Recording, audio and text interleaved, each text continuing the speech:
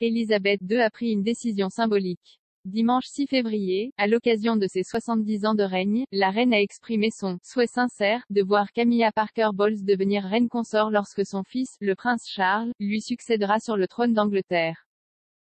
Avec ce titre officiel, la duchesse de Cornouailles rentre encore davantage au sein de la famille royale britannique. Suite à cette annonce, son époux a souhaité exprimer sa gratitude envers sa mère à travers un communiqué.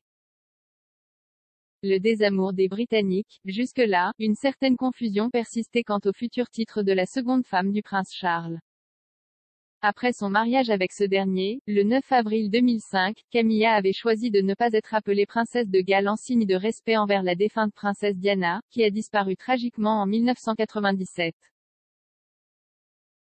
Pendant de nombreuses années, elle a été haïe par les Britanniques qui la voyaient comme étant la responsable du divorce entre Charles et Diana. Elle s'était attelée depuis à redorer son image auprès du peuple et à conquérir le cœur de l'entourage de son mari.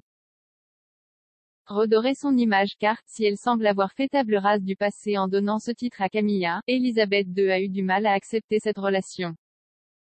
Elle n'avait notamment pas souhaité assister à son mariage civil avec le prince Charles, à Windsor, en 2005. La duchesse de Cornouailles avait alors trouvé du soutien auprès du prince Philippe qui, lui a tout appris, selon l'expert royal Russell Myers.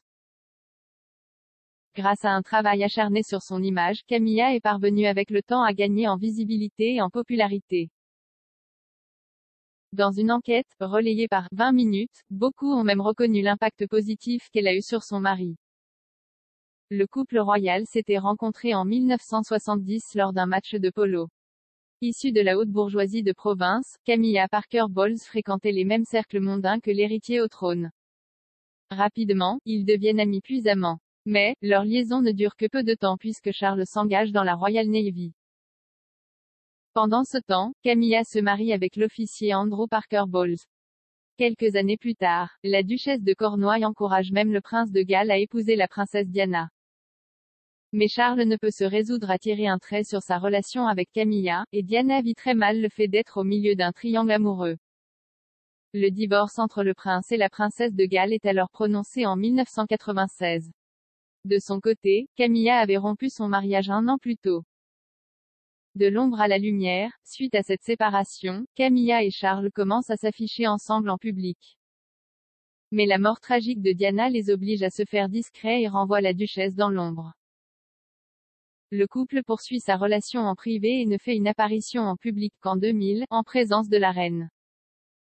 Le prince Charles a œuvré pendant longtemps pour retrouver les faveurs des Britanniques. Au fil des années, le peuple anglais semble lui avoir pardonné son divorce avec Lady Di.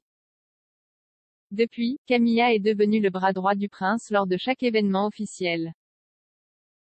Après son mariage, elle obtient la fonction de marraine royale de la branche britannique d'Emmaüs et de l'association Barnardos, qui aide les enfants en grande difficulté.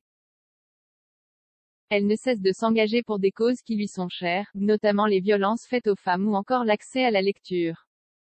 Elle est présidente de la Société de lutte contre l'ostéoporose, une maladie qui a emporté sa mère, Rosaline Cubitt, en 1994, mais aussi sa grand-mère, Sonia, en 1986.